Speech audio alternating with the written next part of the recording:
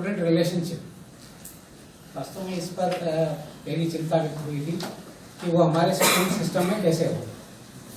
इसका अलग अलग तरीके से अलग अलग समय कर दिया। उसमें एक बात आई थी कि वही भाषा जानने वाला होना चाहिए। उसने कहा था कि ठीक प्रकार से लर्निंग तभी होगा। तो मुझे ऐसा लगता है कि हमारे साथ जो दिक्कत हो रही है, हम शिक्षा के क्षेत्र में काम कर रहे हैं, तो हमने शिक्षा यानी स्कूल ये मान ही लिया है, और वो स्कूल का जो सिस्टम है उसी को के माध्यम से हम सारी शिक्षा देंगे, ये हमारे जहन में आ गया सभी के जो शिक्षा की योजना बना रहे हैं उनके भी, और यहाँ तक कि जो हम जमीन में काम कर रहे हैं तब भी। तो उसमें जो बात आई थी, और एक विशेष रूप से मातृभाषा के संदर्भ में बात आई थी कि जब हम मातृभाषा बोल रहे हैं, इसका मतलब सबसे पहले अगर कोई किसी की भाषा कोई समझता है जन्म लेने के बाद, तो माँ की ही समझता है, भले ही वो बोली के रूप में हो या इशारों में। इसलिए जब ये मातृभाषा में शिक्षण बोला जाता है, इसका मतलब ये होता है कि उस भाषा में शिक्षण जो वो सबसे पहले सीखा है, सबसे ज्यादा समझा है। अब इसमें भी कंफ्यूजन होता है जो लैंग्वेज डिबेट करते हैं कि आगे चल के अंग्रेजी में जाएगा तो क्या करेगा, उसके बाद क्या करेगा। तो उसमें जो बात है कि जब हम मातृभाषा में शिक्षण बोल रहे हैं, तो उसका मतलब ये है कि उसका प्रारंभिक शिक्षा उस भाषा में होनी चाहिए। भाषा की शिक्षा की बात नहीं है, उसका विज्ञान की शिक्षा, उसकी सामाजिक अध्ययन की शिक्षा, उसके आसपास जो सीखना चाह रहा है, गणित सीखना चाह रहा है, वो प्रारंभिक तौर पे जो भाषा उसने पहले सीखी है उसमें उसकी शुरुआत होना चाहिए। अभी एक बहुत बड़ा कंफ्यूजन जो हो गया है, मीडियम ऑफ लैंग्वेज और लैंग्वेज लर्निंग, ये दोनों अलग अलग चीजें हैं। हमारा ये कहना है कि लैंग्वेजेस वो 6 सीखेगा, और जैसा कि आपने बताया कि सामान्यतः छोटे बच्चे की क्षमता एक साथ 6 भाषाएं सीखने की होती है। पर दिक्कत कहाँ है? दिक्कत यह है कि आप उसको जो सबसे पहले ठीक भाषा आती है, उसमें उसको गणित नहीं पढ़ने दे रहे, उसको विज्ञान नहीं पढ़ने दे रहे, आप अंग्रेजी उसको सिखाना चाह रहे हो गणित पढ़ा के। क्योंकि आपके दिमाग में ये बात है कि अंग्रेजी में पढ़ाएंगे गणित तो ही उसकी अंग्रेजी ठीक होगी, और यहाँ वो फंस रहा है। इसमें से निकलने का रास्ता लगेगा हमारे पॉलिसी मेकर्स, पाठ्यक्रम निर्माताओं को भी, क्योंकि अब आजकल जो फिर एक नैरेटिव चल पड़ता है, हम सब मान पड़ते हैं, तो बोलते हैं हम सब दूर, सामान्यतः फिर नेता भी यही बोलते हैं कि हम अंग्रेजी माध्यम स्कूल खोल रहे हैं।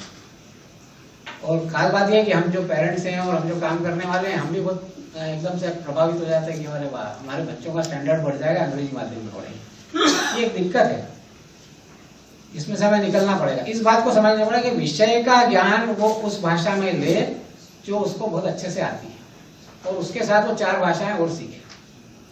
ये व्यवस्था हमारी शिक्षण उसमें कैसे हो सकती है, ये सोचने की बात है।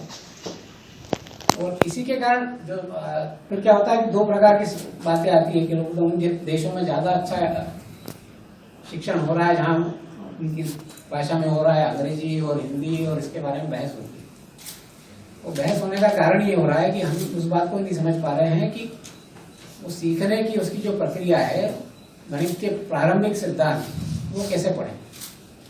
तो मुझे लगता है कि जो बहुत सारी चिंताएं भाषा को लेकर हुई है, उसमें समझने की बात है। और इसीलिए जब उसमें माँ के बाद नेक्स्ट इंटरवेंशन जो है उसका, माँ यानी परिवार भी पूरा, उसके बाद जो उसकी लाइफ में सीखने का मेन इंटरेक्शन आता है वो टीचर आता है। और इसीलिए टीचर का भी उसको ठीक प्रकार से समझना बहुत जरूरी है।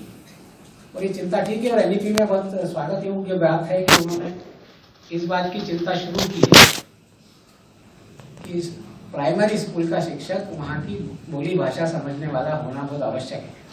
अब उसमें से अपने आप स्वाभाविक मैसेज जाएगा कि वो स्थानीय होना चाहिए, क्योंकि इतनी बातें समझा के भेजना कठिन है। क्योंकि जैसे ये बात आती है ना कि एजुकेशन ये थ्योरी नहीं है, एजुकेशन जो है ये एक्सपीरियंस है। तो किसी को अगर आपको पढ़ाने लायक बनाना है तो उसको एक्सपीरियंस देना पड़ेगा। उसको कोई डिग्री दिला के आप पढ़ने लायक नहीं बना सकते।